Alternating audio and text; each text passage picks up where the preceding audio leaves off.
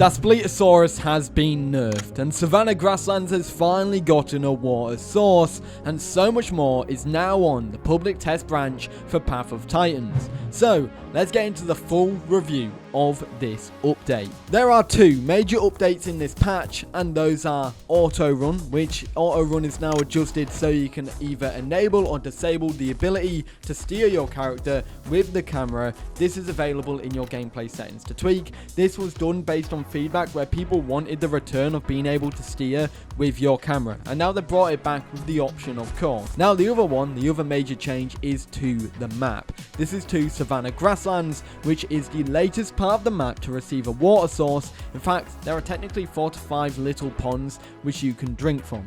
I saw people saying that this could technically be some sort of hotspot once this is implemented.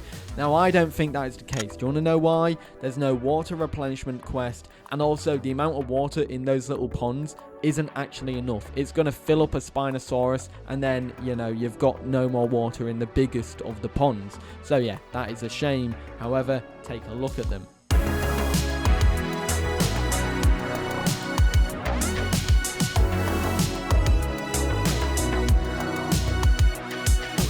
There is a raft of combat and dinosaur updates, so I'm going to split this into two segments. The first one is specific combat updates, and the second one is specific dinosaur updates. For the combat updates, let's talk about them. They've improved the accuracy of Daspletosaurus' bone snap and heavy bite attacks, improved collision on Daspletosaurus' tail to prevent players becoming stuck when running behind a Daspletosaurus. They've removed the Stegosaurus voice slot.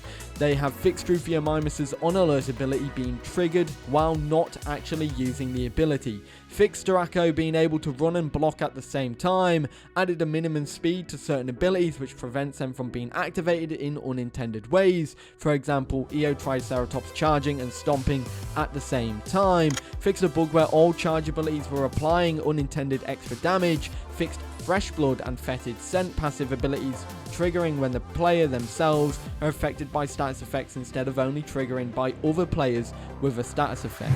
We've also got Pounce, so I'm lumping this in the general combat updates. Pouncing players no longer has immunity from damage caused by the creature they are pounced onto. Now, this was already onto the live branch. They actually brought this onto the live branch ages ago, like last month or so. They didn't actually tell us that this change was being made. However, it's been in the game and it's already here, so it's probably just been brought onto the PTB to level things out there. Now it's time for the dinosaur updates. I'm going to start with Kentrosaurus, which has seen the biggest of updates. Now, the Kentro TLC isn't here just yet, but we are starting to see this take effect, and this is essentially what's new with it so far. They've got a new passive ability called Spiked Hide. This isn't actually new, but it better explains the passive bleeding Kentro does. There's new animations for sitting, death rattle, the swings are now updated and also are quicker, and additionally the charged swing is now a directional attack. Here they all are, have a watch.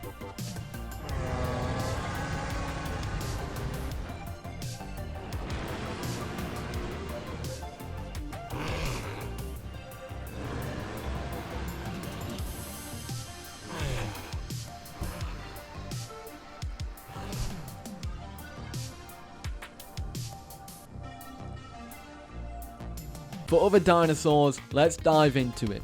Amargasaurus first, with health recovery rate increased to 1.55 from 1.17, and they've lowered the reflect damage values. Albertaceratops is my favourite one out of the bunch to receive some updates, and it's the biggest one to get updates. Health recovery rate increased to 1.5 from 1.08.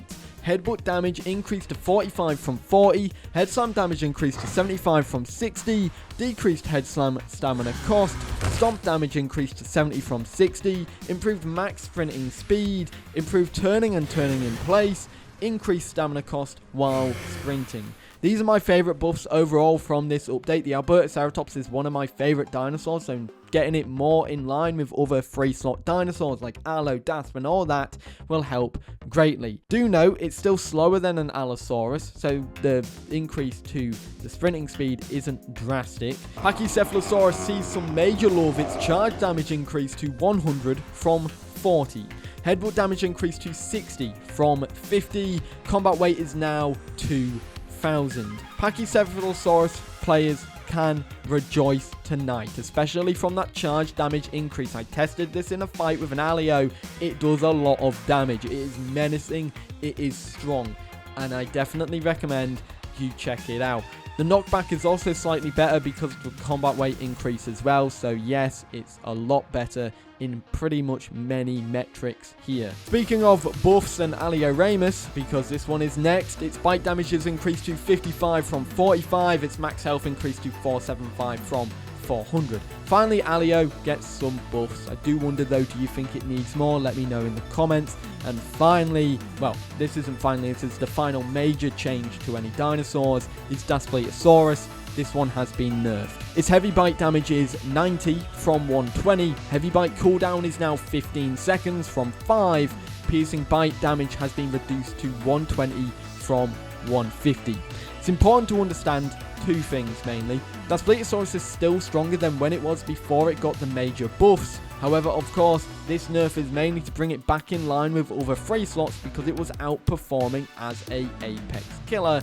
So it should be brought down back to that of course, Allo, Alberta, Pycno, and being on level playing field with them, because previously it was outshining them, and that's probably why they've made those changes. That being said, the final two dinosaurs to get some updates are Ceratosaurus and Pachycephalosaurus, which have lowered reflective passive damage, like that of Amargasaurus. It's about 3 for Ceratosaurus and 4 for Pachycephalosaurus. It's barely anything. However, that being said, if you are a raptor and you're latched onto the side of a Pycno, you're still going to lose that fight.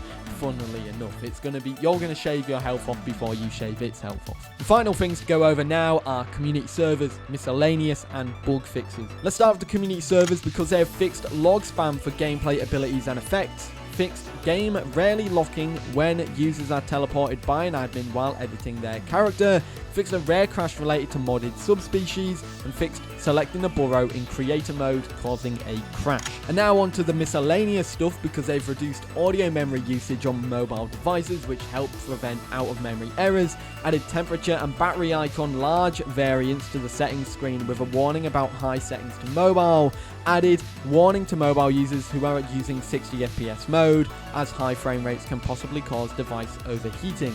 They've updated the UI of gameplay settings to be more user-friendly and easy to interact with, which is very nice. The gameplay settings are on the screen here. I did notice that when I was on the PTB. It's a lot easier to navigate. Here's a before and after for you all. And now my favourite part, and I'm sure everyone else's favourite part. If you watch until the end of this, could you comment and tell me what you thought of these bug fixes? Like, let me know. Let me know what your favorite bug fix is. So, here they all are. They've fixed pressing shift while typing into the chat box, causing toggle sprint to activate. Fixes for players incorrectly not getting character active on another server warning when hopping between servers quickly. Fixes to players getting stuck in rock collision in rare occasions. Fixed the chat box blocking users' inputs on certain devices. Fixed rapidly using abilities not always displaying each use the ability has for other users, making attack animations much more consistent. Fixed flying precise movement causing inconsistent movement with the Rhamphorhynchus while looking down and flying. Fixed most instances where the charge up attack occasionally would get stuck in the fully charged state. Fixed the character on main menu making baby sounds when playing calls and animations. Fixed game sending players to main menu after joining friends through the social menu.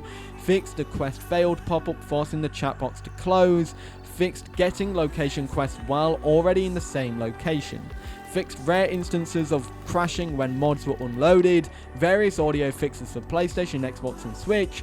Potential fix for status effects not showing consistently on the UI. Improved mod state handling. Fixes to refer a friend UI screen scrolling. Added a warning if a player is using their PS5 in backwards compatibility mode.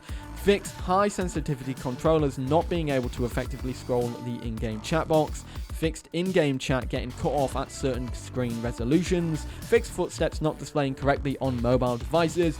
Fixed home cave fern items not being selectable. Fixed for a rare crash when swapping rapidly between characters. And other miscellaneous fixes. We don't even have them all to read out. This is such a shame. and a blessing, because I don't want to read them all out. That being said, that's all the bug fixes, and that is the public test branch update. I know I said there'd be an update, there'd be a gameplay video today, and guess what? I lied, because a public test branch update came out on Saturday, and I was like, okay, well, that's coming out on Monday. We're going to overview it all and showcase it to you all. I did stream this, by the way, if you want to check out the full stream where I got to showcase the dinosaur stats in live action and showcase everything in live action. I recommend you watch this. Other than that, guys, I hope you enjoyed, and I'll see you all in the next one. Have a great day. Peace.